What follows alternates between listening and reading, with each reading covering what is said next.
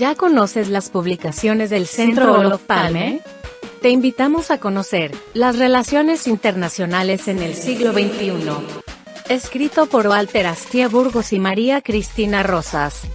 En 15 capítulos aprenderás sobre todo lo relacionado entre relaciones internacionales e historia, guerra y paz, geopolítica, teoría, derecho internacional, política exterior, diplomacia, negociaciones internacionales, tratados internacionales, organismos internacionales y muchos temas más. Adquiere ya las relaciones internacionales en el siglo XXI. Envíanos un mensaje a través de nuestras redes sociales para adquirir esta y otras obras del Centro Olof Palme México. Contáctanos hoy mismo.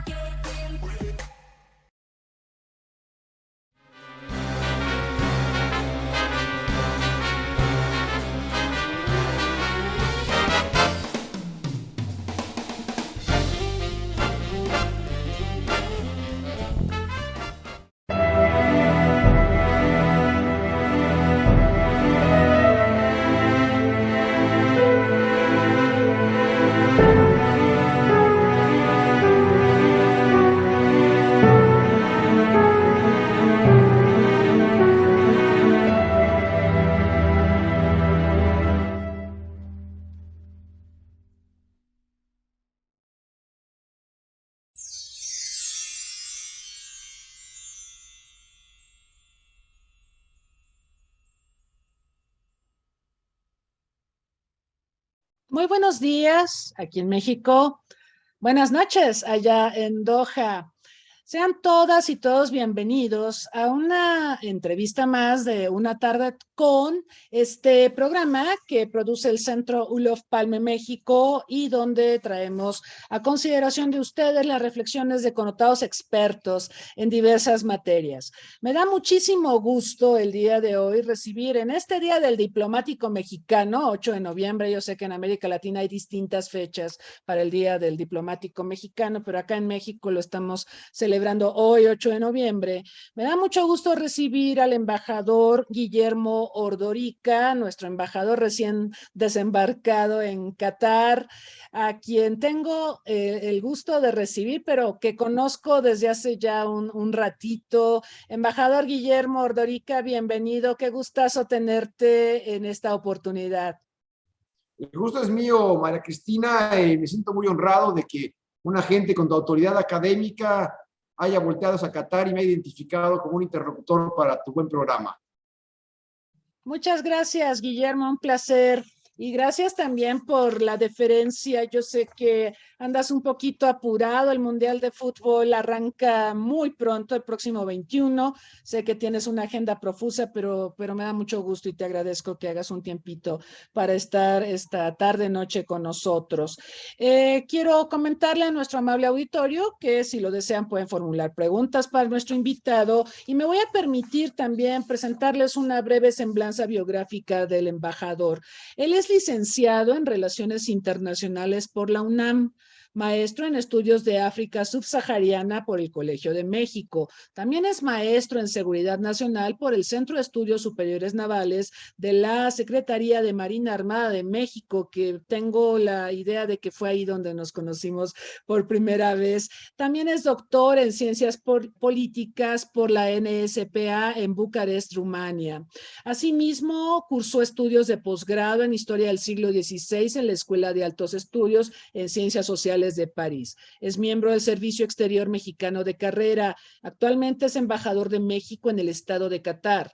Previamente se desempeñó como embajador en Rumania, cónsul titular en McAllen, Texas y en Boise y Idaho, así como cónsul adscrito en El Paso, Texas.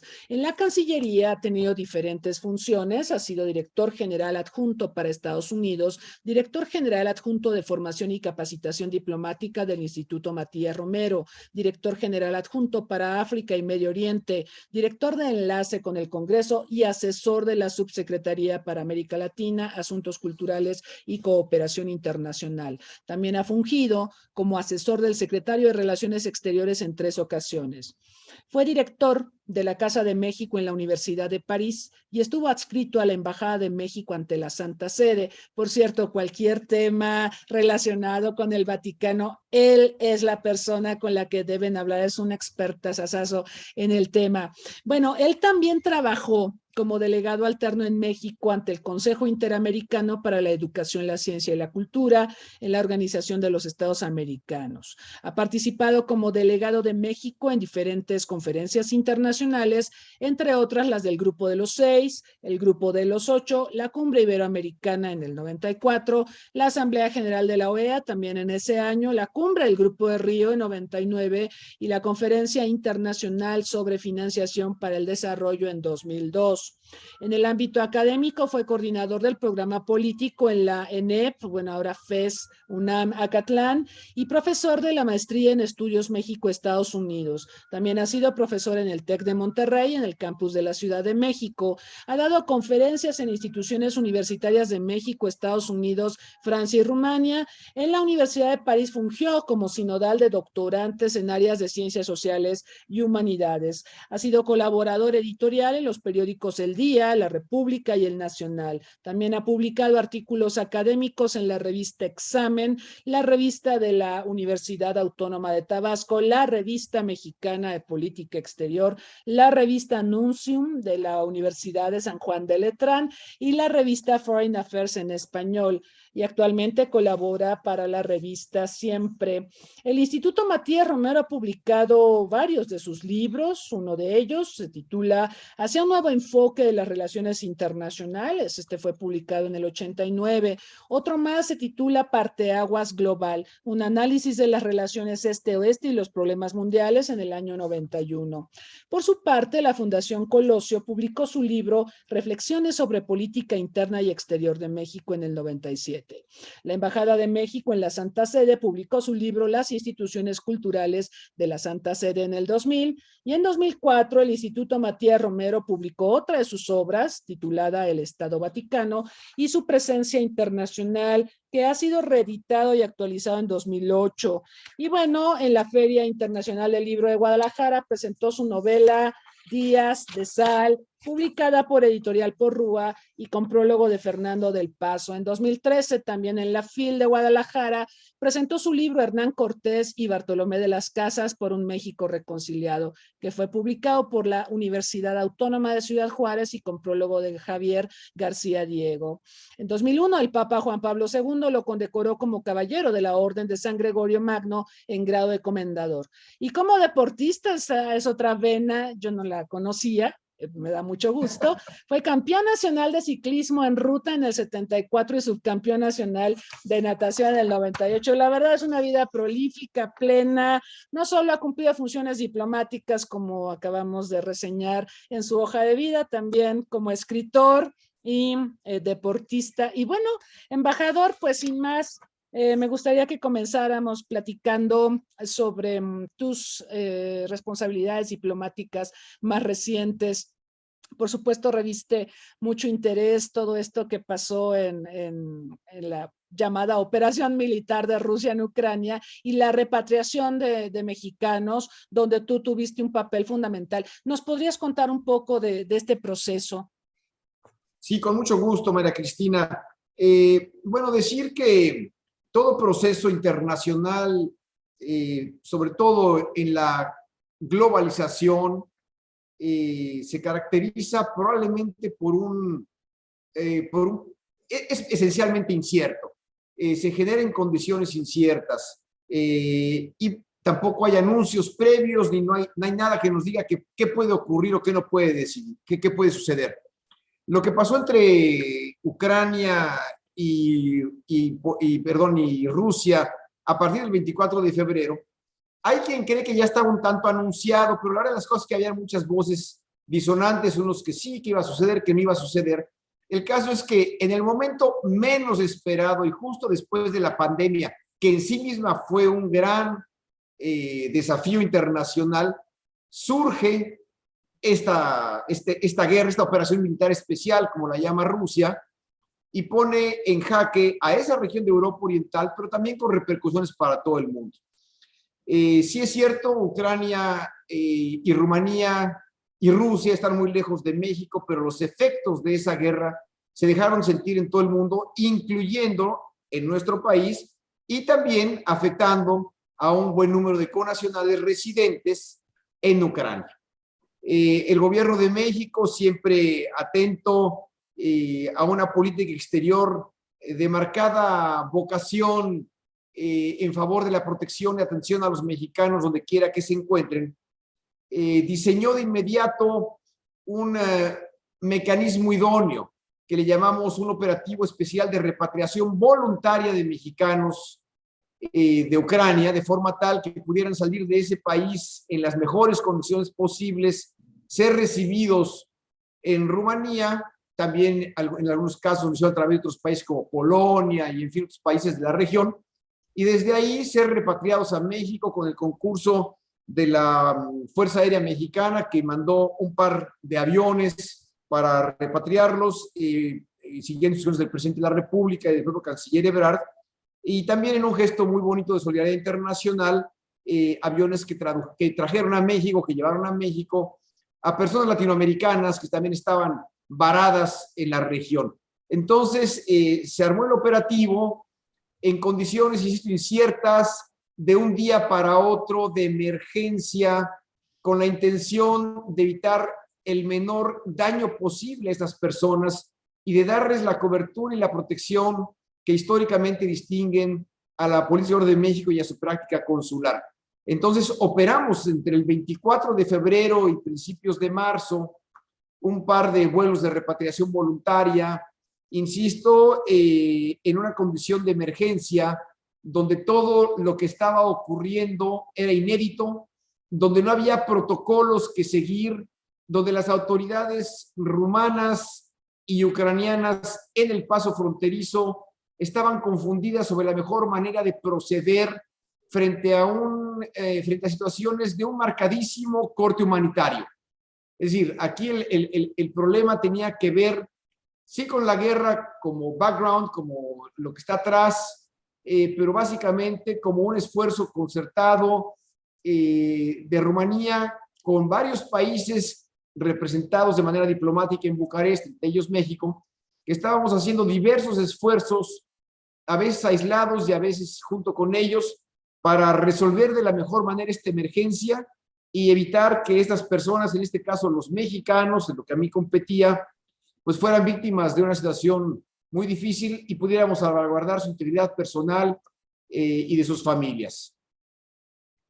Sí, vimos las fotografías, vimos imágenes en medios de comunicación donde figurabas tú con algunas de las personas que pues decidieron voluntariamente repatriarse y bueno, es un trabajo encomiable porque efectivamente fue algo voluntario. Vi noticias de mexicanas que dijeron que no se iban a repatriar porque su vida estaba en Ucrania. Bueno, eso es respetable, pero creo que este trabajo de protección de los mexicanos donde quiera que ellos se encuentren y ante situaciones tan complejas como las que estamos refiriendo es algo digno de conocimiento, de reconocimiento y bueno, por eso te pedía que reflexionáramos al respecto. Tuvimos una situación en pandemia también de repatriación. Y bueno, parece que hay emergencias cada vez más continuamente, ¿no? Y esa repatriación en pandemia creo que fue bastante más compleja por la diversidad de países donde se encontraban nuestros connacionales. ¿Qué nos puedes comentar al respecto, embajador? Gracias, María Cristina. Yo no sé si fue o no más compleja, porque fue muy complejo y demandante en tiempo real atender una mega emergencia en la frontera de Ucrania con Rumanía, donde además estaba en riesgo inminente la vida de personas amenazadas por un conflicto bélico. O sea, ahí, ¿no? El otro era un virus, sí, un virus que agarró a la humanidad en una situación también muy complicada, que nos puso verdaderamente de rodillas frente a nuestra soberbia tecnológica y a nuestra soberbia intelectual. De repente un virus microscópico como nos pone de rodillas y se nos hace ver nuestra suerte. Ahí lo que se hizo fue un ejercicio de acción nacional e internacional coordinado muchas veces por instancias multilaterales con el fin de atenuar el impacto, reducir la mortalidad, prevenir la propagación del virus y atender a las personas que se encontraban pues en diversos lugares del mundo de otras nacionalidades, viajando como residentes, como personas de paso, como turistas, y que de un día para otro enfrentaron una realidad de vuelos clausurados, de aeropuertos cerrados, de países que no les permitían ir más allá del aeropuerto donde se encontraban porque no les permitían el acceso ya al territorio en sí mismo nacional, y se tuvieron que quedar varios días, varias noches, incluso semanas en pasillos y en corredores de tránsito en los propios aeropuertos, y donde en el caso concreto de México tuvimos que hacer también un esfuerzo muy importante de protección para la atención de las personas, incluso para no solamente informarlas y decirles qué iba a ocurrir, sino también para documentarlas debidamente, coadyuvar en los esfuerzos que realizaban esas personas con las líneas aéreas, medios de transporte internacionales, de forma tal que se facilitara en la medida de lo posible su viaje de retorno a México. Y bueno, incluso llegamos a extremos de tener que atender a gente que se había quedado sin dinero, que tenían que comer en aeropuertos donde nada más había cafeterías internacionales con pocas cosas, y pues tú no puedes nada más vivir de un café y un sándwich durante 15 días o una semana.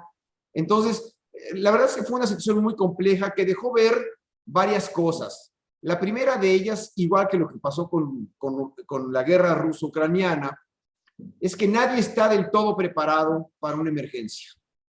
El segundo es que la mejor respuesta a una emergencia son los recursos y la experiencia y las buenas prácticas acumuladas por el país y por la comunidad internacional para atenderla.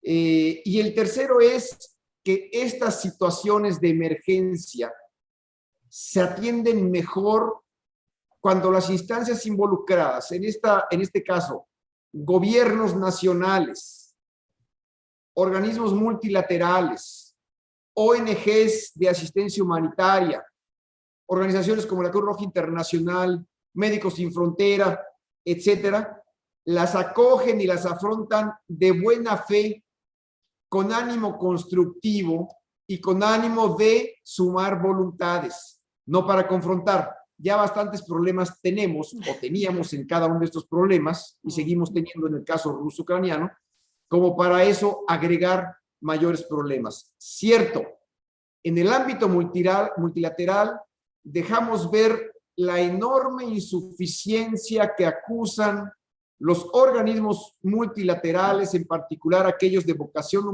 universal, para afrontar situaciones que rebasan sus capacidades, no necesariamente sus mandatos, pero sí sus capacidades y herramientas, porque fueron definidos y diseñados en un momento distinto, después de la Segunda Guerra Mundial, en condiciones también muy diferentes a las que estamos viviendo hoy. Entonces, en un escenario de esta complejidad, se requiere imaginación política, se requiere el buen ejercicio de la buena diplomacia, y se requiere, insisto, sumar voluntades y esfuerzos. Mucho ayuda para todo esto la buena disposición en terreno de los que tenemos que atender el problema.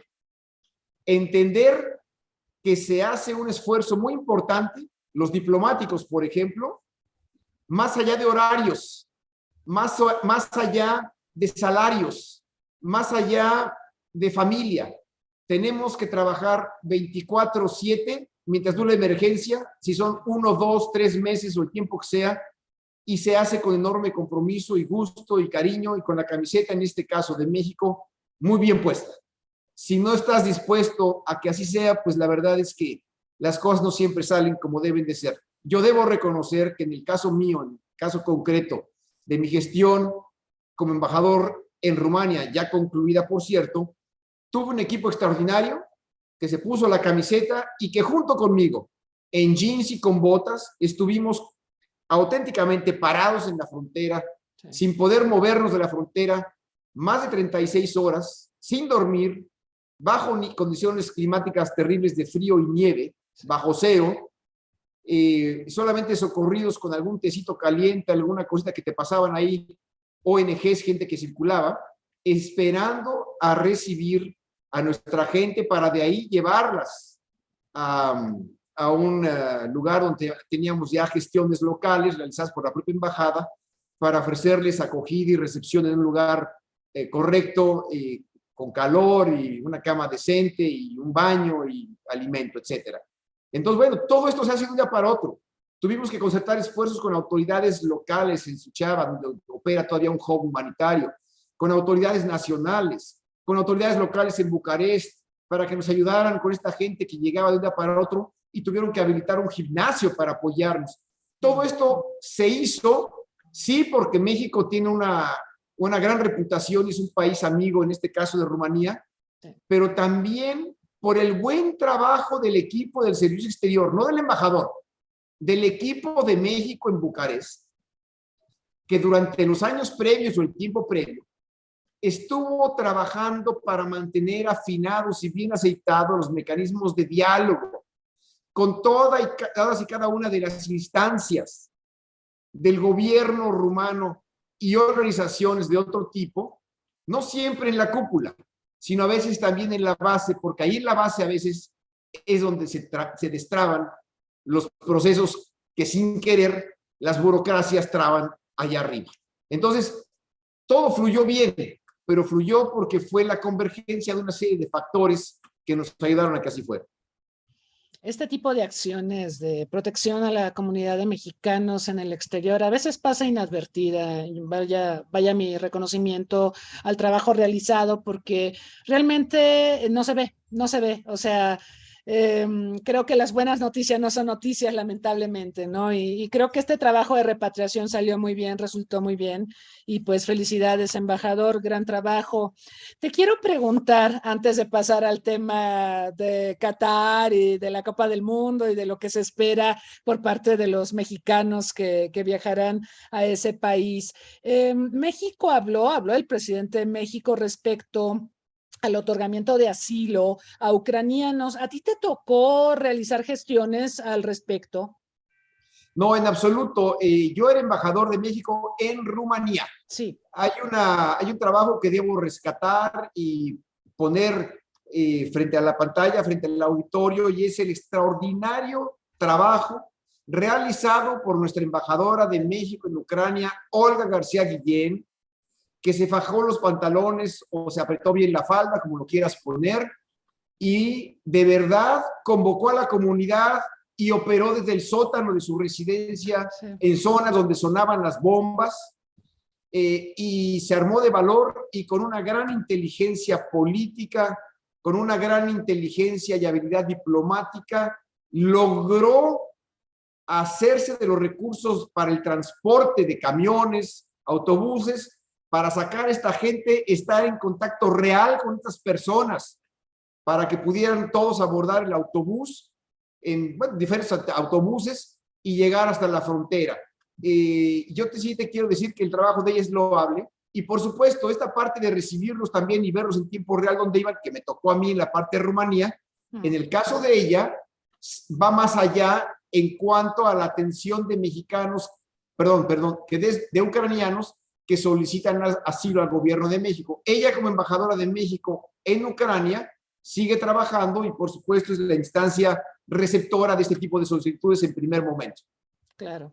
Claro, sí, también reconocemos su gran trabajo. Yo tenía la intención de entrevistarla porque, como sabes, este año cumplimos 30 años de relaciones diplomáticas entre México y Ucrania, pero pues las condiciones no nos lo permitieron.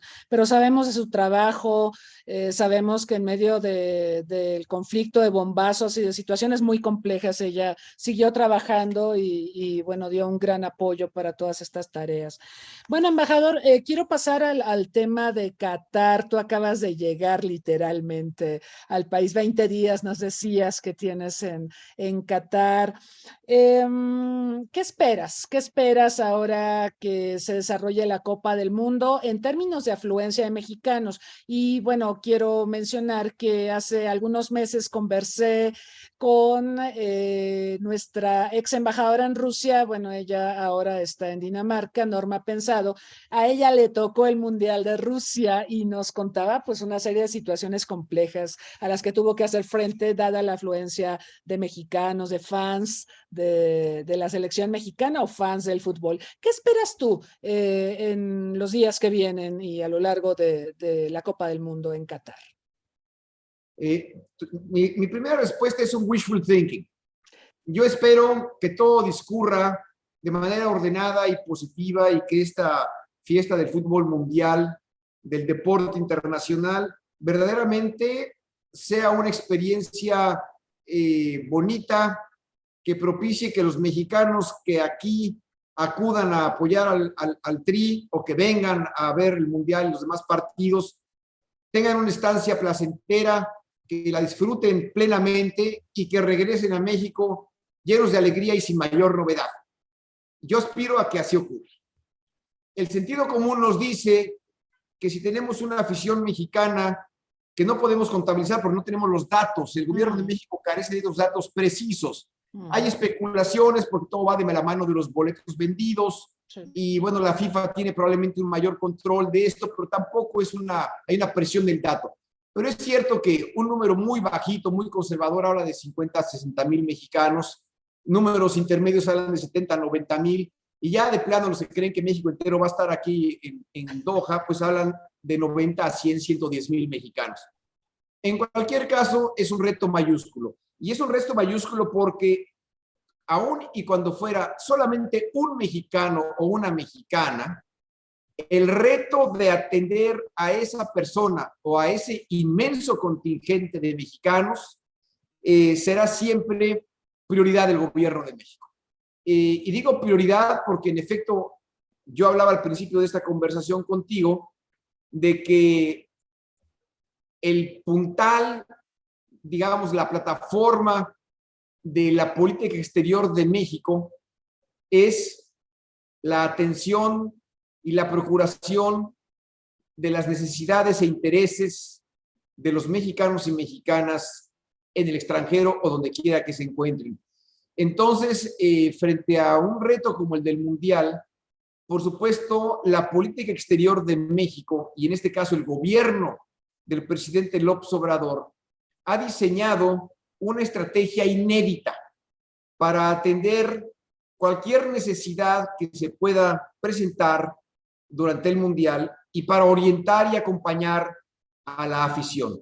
Es una estrategia que se nutre de estas buenas tradiciones de México en materia de protección y documentación consular. Es una estrategia que se nutre también de las buenas prácticas de la política exterior en materia de solidaridad y cooperación internacional.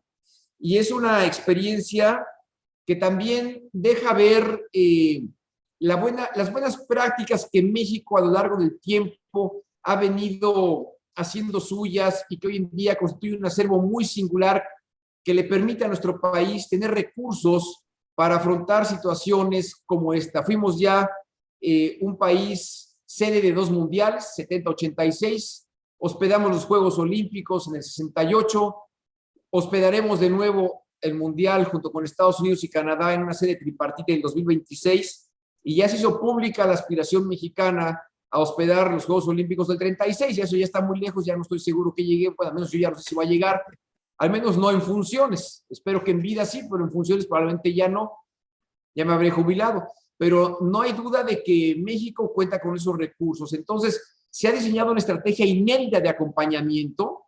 El canciller Marcelo Ebrard, interpretando bien el deseo del presidente y por supuesto comprometido con el despliegue de esta política exterior del gobierno de México, pues diseñaron con el concurso de diversas instancias de la Cancillería mexicana el denominado Centro México-Qatar 2022.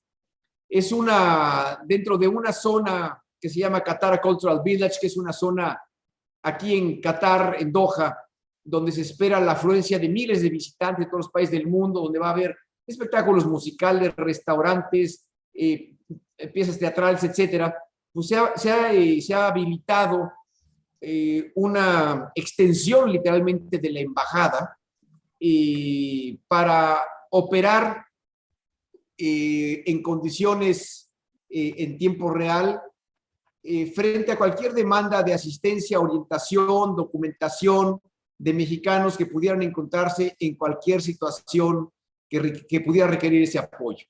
Ahí va a operar también una ventanilla del IME, de todos los mexicanos en el exterior, con la intención también de orientar a las personas que pudieran requerirlo, a dónde acudir, a dónde ir para recibir atención médica, pues de emergencia o por insolación o porque lo que tú quieras, nunca sabes qué puede ocurrir frente a estos tumultos.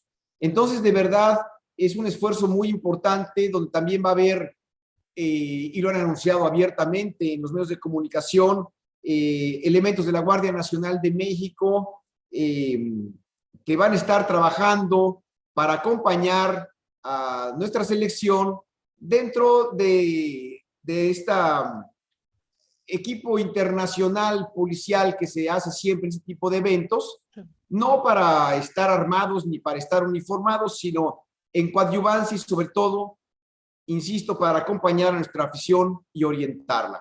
Entonces, es un esfuerzo muy importante de recursos humanos, profesionales y técnicos que esperamos pues sea de gran utilidad y que pone verdaderamente, otorga a México una nota de prestigio especial, porque creo que somos de los muy pocos países que hacemos este tipo de despliegues, que tomamos acción, iniciativas de este corte de defensa de nuestros nacionales. Muy bien, muy interesante.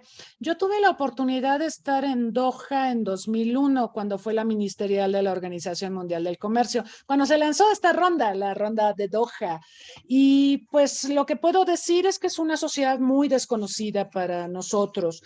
Yo he visto videos y, bueno, invitaciones de tu parte para que los mexicanos no tengan miedo de viajar a Doha. Cuéntanos un poco de esto. ¿Qué percepciones has identificado de parte de los mexicanos respecto a Qatar y a esta sede en Doha para la Copa del Mundo? Claro que sí, María Cristina.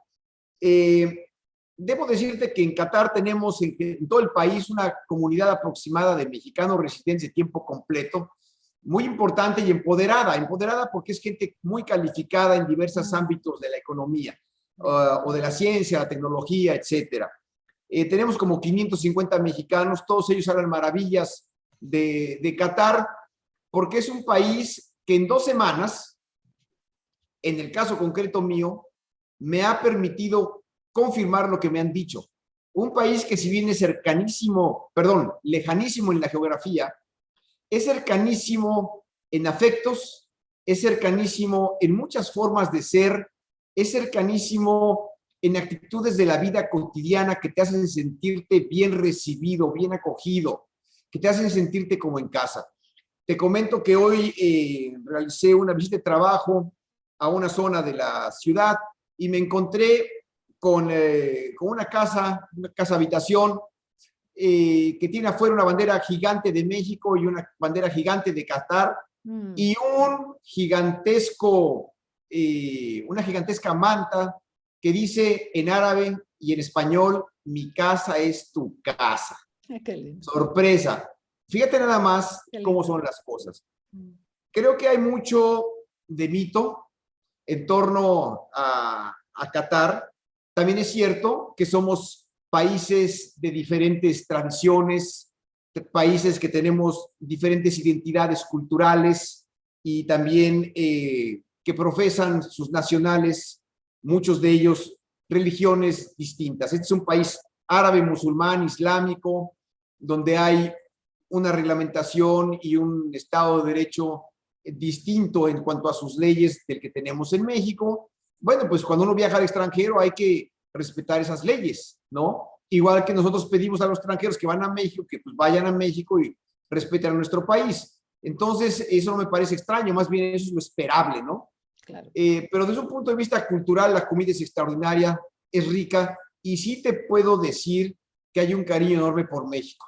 En mis múltiples entrevistas, varios de ellos me dicen que cuando viajan, por ejemplo, por trabajo, funcionarios públicos o académicos o empresarios cataríes que viajan con frecuencia de trabajo a Estados Unidos, les dicen que parecen mexicanos, porque dice, son igual que los mexicanos, hacen bromas, son buena onda, en fin, creo que eso habla de las empatías con las que nuestra afición se podrá encontrar en Qatar, donde sí hay que hacer un llamado a que todo el mundo venga con un espíritu abierto y a entender que en un país distinto, pues tienes que hacer las cosas como en ese país se hacen y hay que cumplir con las normas locales y las leyes locales.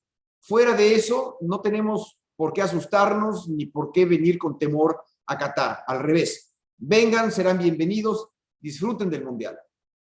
Al país que fueres, haz lo que vieres, reza un conocido refrán. Embajador, ¿en qué estado se encuentran las relaciones bilaterales México-Catar? ¿Tú crees que este mundial, esta Copa del Mundo, será un catalizador para potenciar aún más la relación bilateral?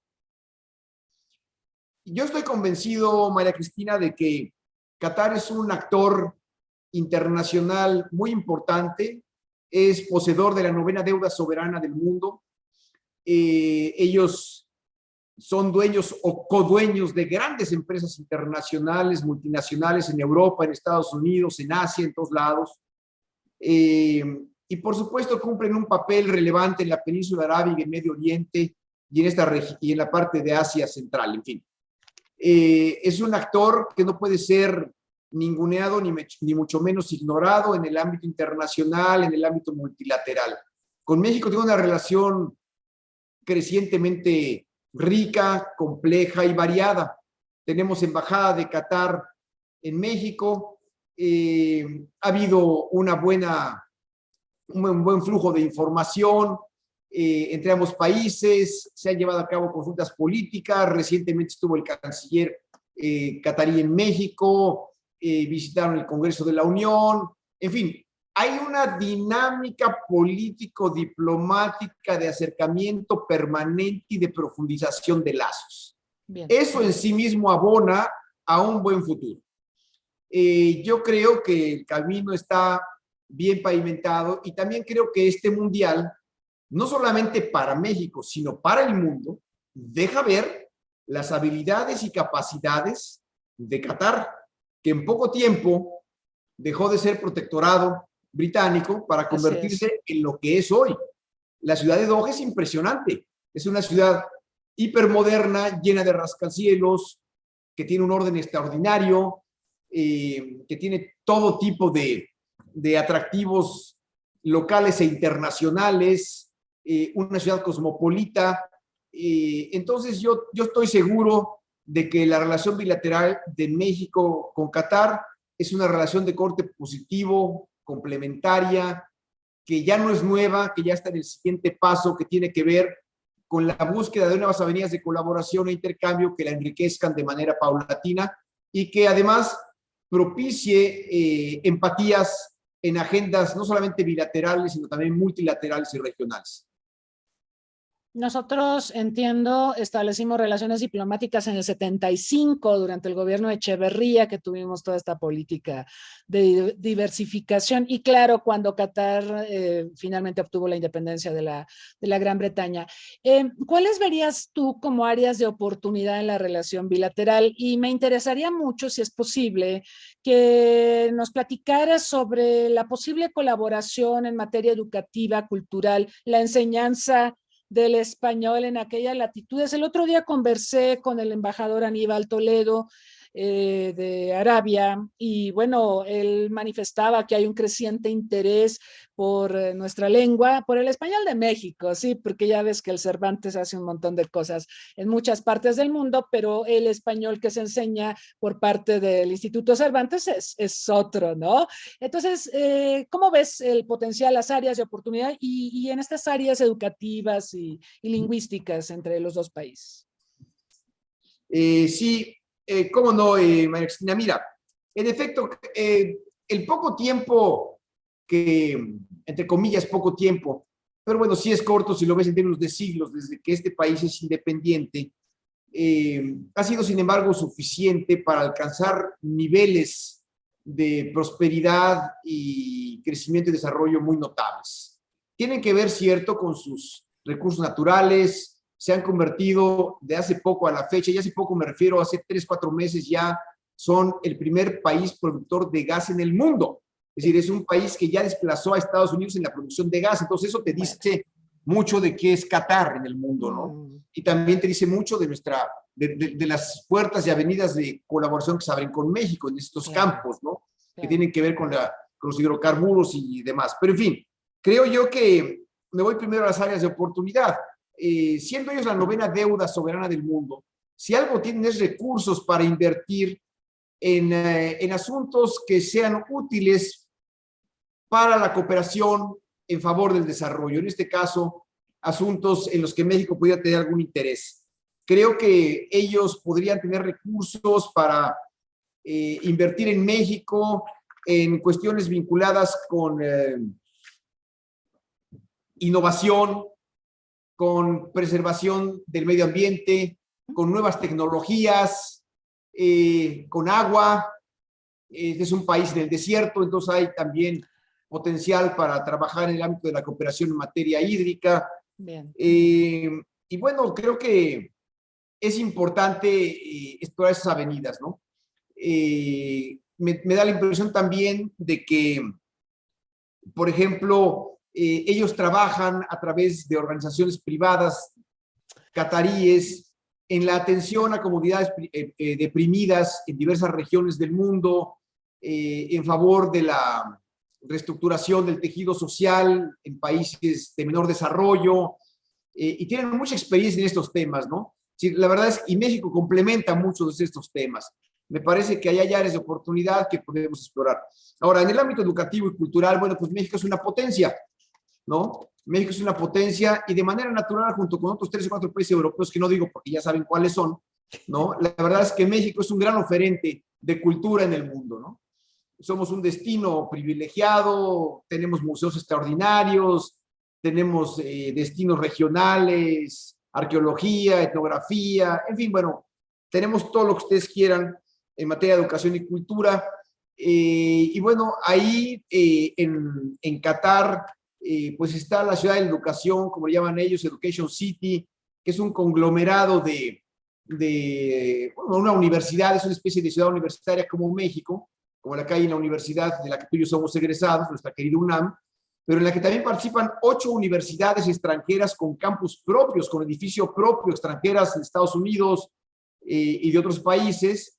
Y bueno, pues hay mucho que aprenderles en ese sentido. Tiene una biblioteca que junto con la de Alejandría es verdaderamente notable, no solamente en su modernidad y forma de acceder a las bibliografías y consultar los materiales, sino también en la calidad y los incunables que tienen. Entonces, ahí hay mucho que aprenderles a ellos, pero también mucho para intercambiar buenas prácticas. En educación y cultura, bueno, pues tenemos un programa de educación y cultura, de intercambio cultural y educativo ambicioso, que pues se nutre también de las mejores tradiciones de México, que estoy seguro que seguiremos enriqueciendo una vez que pase el Mundial, porque ahorita el mundo entero está en esto y la embajada también, pero habrá muchas oportunidades para seguir intercambiando becas, para seguir ofreciendo programas y estancias especiales en ambos países, para fomentar la presencia viva de grupos musicales, intelectuales, programas radiofónicos, en fin, hay mucho, exposiciones itinerantes, hay mucho que hacer en ese ámbito. Maestros intelectuales de los dos países, en visitas recíprocas, que tú invites a la UNAM, a grandes maestros de aquí, y vengan de allá también para acá. En fin, esa es una avenida natural de México en la que, pues la verdad, tenemos una gran experiencia y es uno de los grandes capítulos de cooperación internacional de nuestro país. Sí, y yo creo que también favorece mucho esta apertura que estamos observando en los países de la región, todos estos cambios, esta modernización. Lo que ha hecho Qatar es impresionante en términos de obras de infraestructura y de inversiones. El desarrollo tan solo de los estadios con clima artificial, o sea, es impresionante, ¿no? Yo creo que sí, efectivamente hay un potencial formidable para fortalecer la relación y bueno, se irá viendo evidentemente ya que pase toda esta fiebre futbolera. Mira, embajadora, hay varias preguntas que nos han llegado al público, pero no quiero dejar pasar tu vena de conocimiento sobre el Vaticano, porque ese es un tema del que hablamos poco. Pero también ha habido transformaciones, evidentemente, en la Santa Sede. ¿En qué punto se encuentra la Santa Sede en este momento respecto a, no sé, la crisis de las instituciones, la afluencia también de competencias de otras fes, de otras religiones? ¿En qué punto se encuentra actualmente la Santa Sede a partir de tu conocimiento, de tu expertise? Mira, el Vaticano finalmente hoy en día, y eso es un mérito de Juan Pablo II, logró un reposicionamiento internacional después de la caída del muro de Berlín, que hoy, en el mundo de hoy, lo convierte en un actor inescapable de las relaciones internacionales. Más allá del dogma religioso, eso es importante señalar. El Vaticano tiene tentáculos por todo el mundo y el Papa es, sí, el jerarca máximo de la Iglesia Católica, pero también es jefe de Estado de la Santa Sede. Entonces, esto otorga al Vaticano, que en realidad el Vaticano es una toponimia, es no está o localizada, el sujeto de derecho internacional sui generis que se llama Santa Sede.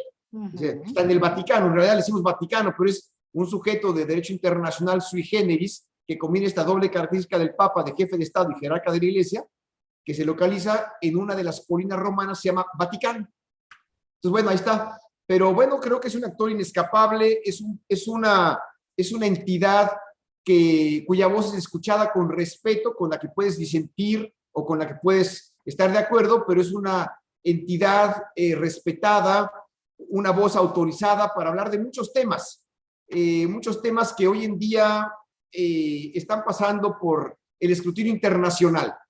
Temas que tienen que ver con derechos humanos, con el derecho humanitario, con paz y guerra, con la codificación progresiva del derecho internacional, con el alejamiento o no, o la pertinencia de alejamiento o no para ellos, del derecho positivo internacional, del derecho natural, que tiene también que ver con la contribución que hace la Santa Sede en lugares recién salidos de conflicto, en lugares donde hay que hacer esfuerzos para reconvenir diálogos internos, una instancia internacional que además está favoreciendo hoy con ojo muy abierto en la globalización de la que hablabas, el diálogo interreligioso y el diálogo intercultural con respeto a las diversas creencias, que ha dejado atrás esa idea antigua de que la única opción salvífica es la que ofrece la Iglesia Católica, porque pues eso ya quedó en historia. Ya no estamos hablando de ese mundo de absolutos. Creo que el Vaticano hoy en día es un interlocutor obligado y ahí está haciendo lo que tiene que hacer en este momento con un papa muy activo, un papa latinoamericano, el primero que no es del continente europeo. Ya tuvimos uno que no fue italiano, que fue Wojtyla, Juan Pablo II, y hoy tenemos a Bergoglio, que no es ni europeo, ni polaco, ni nada, y es latinoamericano y es argentino. Entonces, bueno, esto también te habla de la contribución a la que está llamada América Latina a hacer al Vaticano mismo, a través de Bergoglio, de los elementos y realidades que son consustanciales a nuestro desarrollo político cotidiano y a nuestro desarrollo histórico, ¿no? O sea, hay una contribución muy clara a través de la figura de Francisco. Entonces, yo creo que es importante hablar del Vaticano hoy en día y no olvidar que el Papa será siempre una voz muy autorizada y muy respetada en el mundo. Sí, y bueno, cada que tenemos alguna situación mayormente desafortunada en el mundo, escuchamos obviamente el pronunciamiento de, en este caso, del Papa Francisco. Las reformas que ha desarrollado el Papa Francisco en torno a temas tan espinosos como puede ser la homosexualidad, el aborto, ¿qué opinión te merecen? ¿Se está modernizando el Vaticano en estos temas o es demasiado complicado? A ver, yo no sé si se está modernizando. Lo que sí te puedo decir es que hay avances muy importantes. Y también te puedo decir que la Iglesia no puede perder su condición de referente de la moral internacional que aspira a mantener con su contribución, la de ellos, las que les gustan. Entonces, la Iglesia Católica y el Vaticano, por razones naturales, tendrá que estar siempre un pasito atrás de las causas de vanguardia y de las cosas que son vanguardia en los temas de nuestro tiempo. Sin embargo, ese pasito atrás de los temas de vanguardia es un pasito que está muy adelante de lo que ocurría antes del Concilio Vaticano II. Entonces, hay avances muy notorios, ¿sí? Pero por supuesto no puede, por su propia definición y el papel que espera cumplir el Vaticano y la Iglesia Católica, la Santa Sede y la Iglesia Católica no podrían estar, porque sería una contradicción, a la vanguardia en estos temas. Sería una locura. Eso no puede ocurrir. Ahora, sí, Francisco ha venido a demostrarnos que dentro de la Iglesia Católica y dentro del Vaticano, que por cierto, en el que convergen diversas corrientes de opinión sobre estos temas polémicos, bueno, pues en este momento Francisco está abogando por una Santa Sede tolerante, por una iglesia aperturista, dialogante, por una iglesia comprometida con temas que probablemente habían estado un poquito dejados a la deriva en beneficio de otras prioridades coyunturales del pontífice en turno. Así como Juan Pablo II fue probablemente el papa más popular en la historia de la Iglesia Universal, también correspondió a él, y eso es una gran paradoja, ser el papa que propició la mayor desbandada de fieles en la historia de la Iglesia en los últimos 100 años. Entonces, ahí están estas, ¿por qué? Por posturas que él tenía en cierto momento. Hoy en día, Francisco ha señalado, y esto es un gesto que hay que valorar en su justa dimensión, que él no tiene ninguna autoridad para opinar sobre temas que, por supuesto, competen a la propia, a la convicción de cada persona.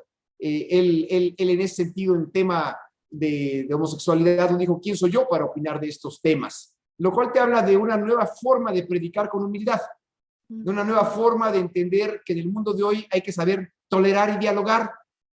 Entonces, pues yo creo que es un momento emblemático para la Iglesia Católica y también para la Santa Sede, que va muy de la mano, por cierto, con la alerta que ha hecho el propio Francisco a través de sus 3 encíclicas, Fratelli Tutti y las otras 2, de los grandes temas que preocupan, que son cambio climático, medio ambiente, solidaridad y fraternidad universales, y bueno, la solidaridad de todo el mundo, ¿no? Creo que son los temas que ha llamado la atención Francisco y hay que poner la atención en ello.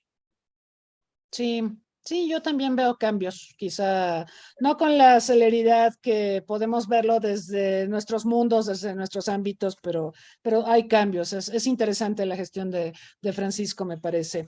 Bueno, tenemos varias preguntas y bueno, una de ellas tiene que ver, pero no sé si esto no te tocó a ti, el asilo a afganos que fueron traídos a México a través de la intermediación de Qatar.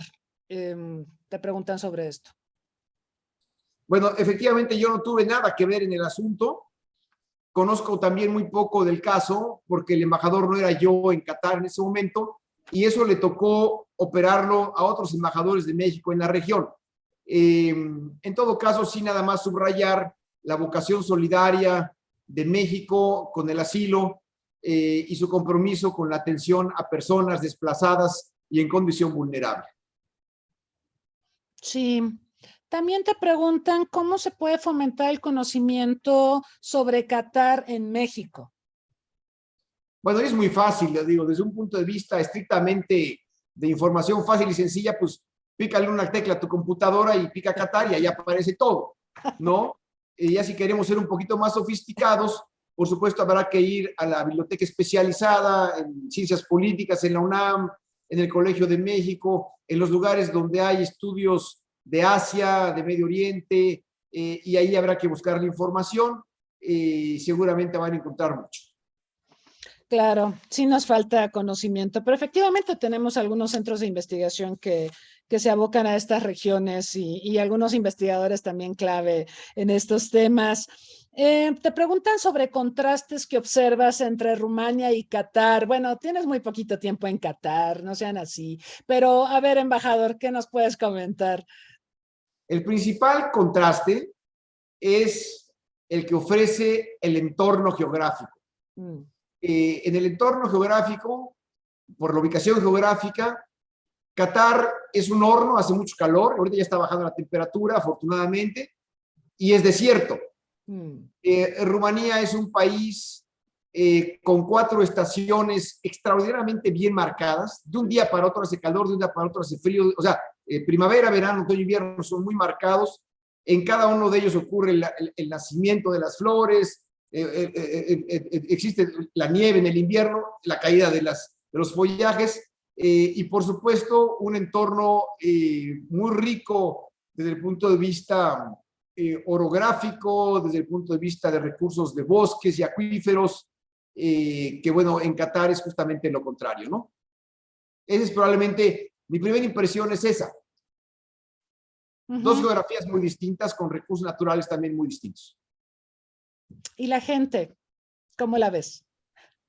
En eso ya te lo había comentado, en eso la gente se parece a los mexicanos. Son buena onda, abren puerta, les gusta recibir, igual que los mexicanos les gusta comer sabroso, saben ser amigos y hablan de manera honesta y directa. Entonces, creo que pues en eso es un país amable para los mexicanos. No llegamos a un país donde dices, ¿y esto qué es? No, paradójicamente hay mucho en común. Yo pensaba cuando te decía y la gente en que los rumanos, el rumano es una lengua romance, digamos, culturalmente más afina a México o al español, perdón, que el árabe. Entonces lo veía desde ese punto de vista, no sé qué piensas. No, bueno, claro, Rumanía no solamente es, hay quien me dijo que Rumanía es el único país latinoamericano perdido en Europa Oriental. Entonces, bueno, es un exceso, ¿no? Pero sí, claramente, y fue muy simpático durante la pandemia, cuando había en los periódicos mexicanos se decía, ¿qué hacer en la pandemia para matar el tiempo si es que te sobra? Bueno, pues aprende un nuevo idioma, ¿no? Y entonces decía, pues puedes aprender idiomas fáciles, no te preocupes demasiado.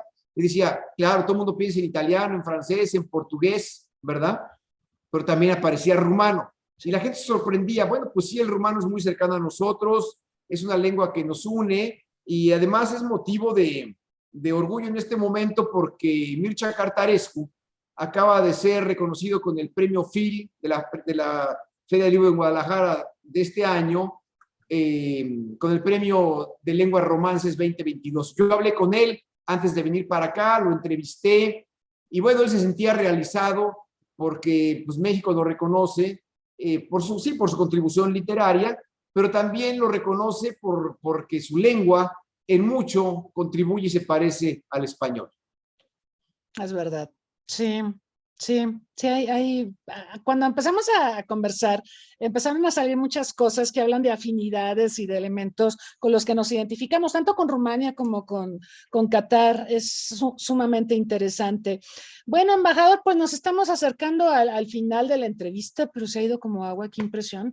Pero yo te quisiera pedir, bueno, primero una reflexión para los jóvenes. Tenemos muchos jóvenes que siguen estas transmisiones y que, bueno, están tratando de definir perfiles profesionales y demás. ¿Qué les podrías decir respecto a Qatar, sobre la importancia de conocer más sobre este país o de opciones profesionales, ¿no? O de estudios que pudieran tener? Ya hablamos un poco de esto, pero bueno.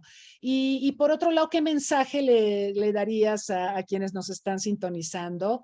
ya diste un mensaje de pues no tengan miedo, vengan para acá, vaya, hay apertura precisamente para conocernos mejor. Pero a ver, ¿cuáles serían los elementos que tú destacarías en estos dos? En el primer punto, María Cristina, la reflexión sobre perfiles profesionales y en fin, a lo mejor dime si me equivoco, pero yo lo entiendo un poco.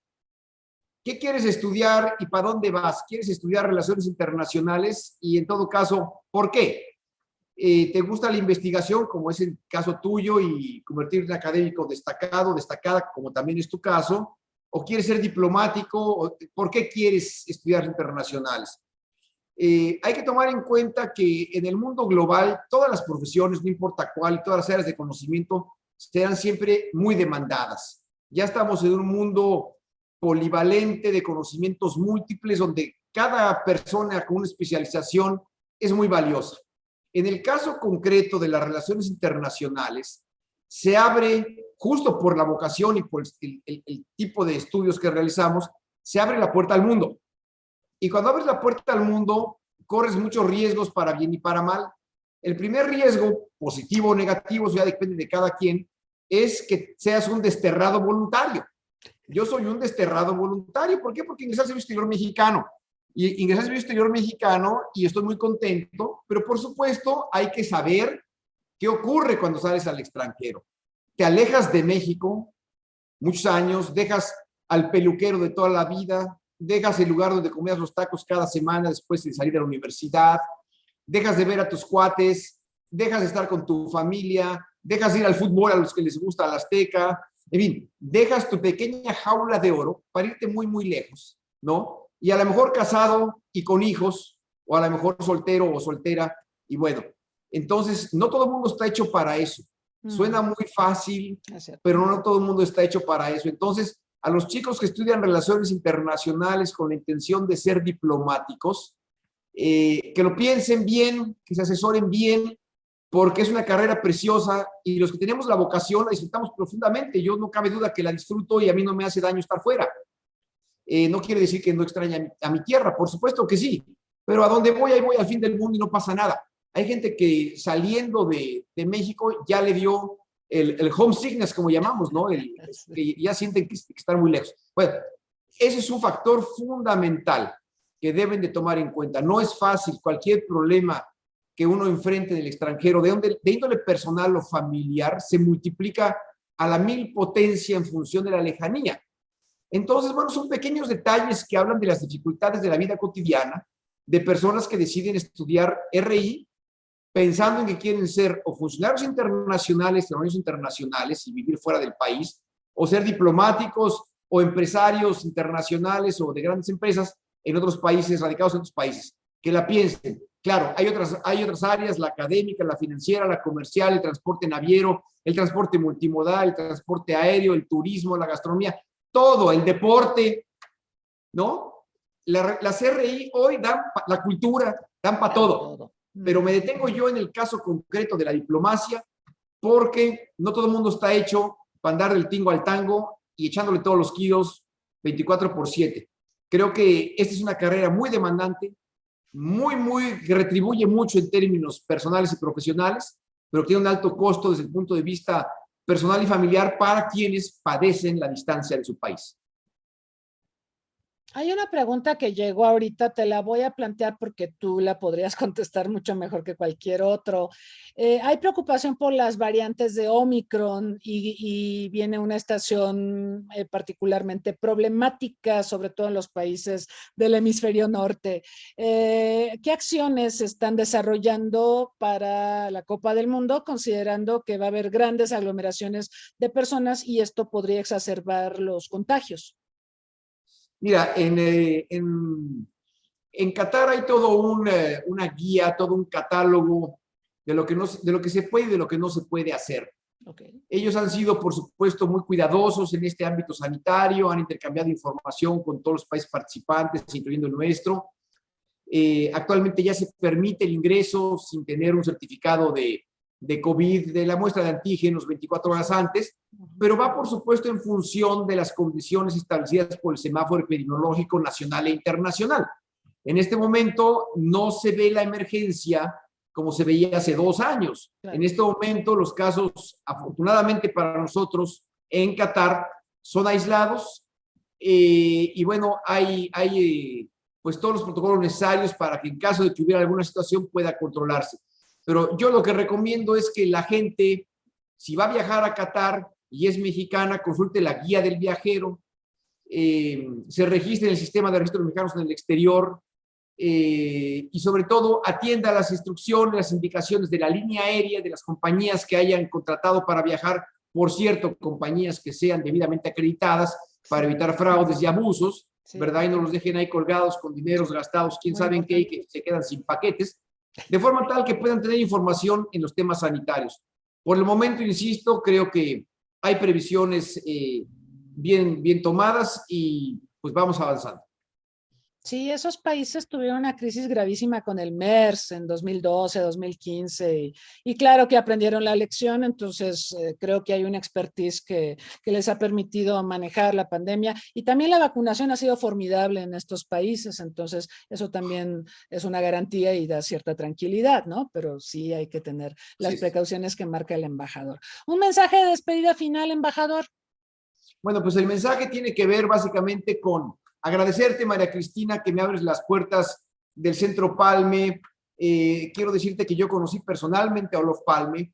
Fui edecán diplomático de él cuando vino a la Cumbre de los 6 en México en 1986 o 7, ya no recuerdo. 86. Justo cuando México, Argentina, Grecia, Suecia y Tanzania lanzaron la última iniciativa o llamamiento al desarme entre la Unión Soviética de Gorbachev y los Estados Unidos de Reagan para la desarticulación de cohetes de alcance intermedio en Europa. Nunca olvidaré que Olof Palme me tocó estar con él para acompañarlo a Palacio Nacional. Le expliqué el mural precioso de Diego Rivera en la escalinata principal, estuve cerca de él en las cenas, en fin, estuve ahí con él y lo recuerdo con gran cariño y a la vez con pena por lo que ocurrió, pero siempre un legado extraordinario de Olof Palme. Y qué bueno que seas tú quien me permita traer a colación este recuerdo tan bonito de mi formación primigenia, muy originaria en la carrera, como muy jovencito diplomático en aquellos tiempos, de menos de 30 años de edad. Entonces, agradecerte a ti, una académica también de una enorme trayectoria y prestigio, comprometidísima con la educación superior, con la profundización y el estudio de las relaciones internacionales, donde por supuesto ya eres una de las grandes de México, y maestra de nuestra querida Universidad Nacional Autónoma de México en la Facultad de Ciencias Políticas y en tantos otros recintos universitarios en diferentes lugares del país y del mundo. Entonces, bueno, el mensaje que yo te doy es de gratitud y a quienes me hicieron el favor de escucharme igualmente, aprecio mucho que me hayan escuchado y por supuesto todas sus órdenes de buena fe, con buena voluntad, entusiasta, su amigo Guillermo Rodríguez, ahorita en Qatar y en el futuro ya veremos dónde, siempre atento para atendernos. Muchas gracias, María Cristina, de verdad. Muchas gracias, embajador. Gracias por tu tiempo, tu disposición, por la claridad con la que respondiste a todas estas preguntas. Y bueno, te deseo el mayor de los éxitos ahorita en esta encomienda y en el desarrollo de la Copa del Mundo y más allá. Le agradezco, por supuesto, a nuestro público aquí en Zoom y a quienes nos han sintonizado vía Facebook Live. Los invitamos a seguirnos en redes sociales. Y bueno, hace un ratito el embajador estaba hablando del problema del agua, que es un problema global y que por supuesto a Qatar y a México nos importa mucho. A las 2 de la tarde, el día de hoy, vamos a tener a Jorge Arriaga, que es consultor en temas de seguridad hídrica. Vamos a hablar justamente de la problemática global sobre el agua y claro, la problemática nacional. No se la pierdan, 2 de la tarde aquí en Una Tarde Con.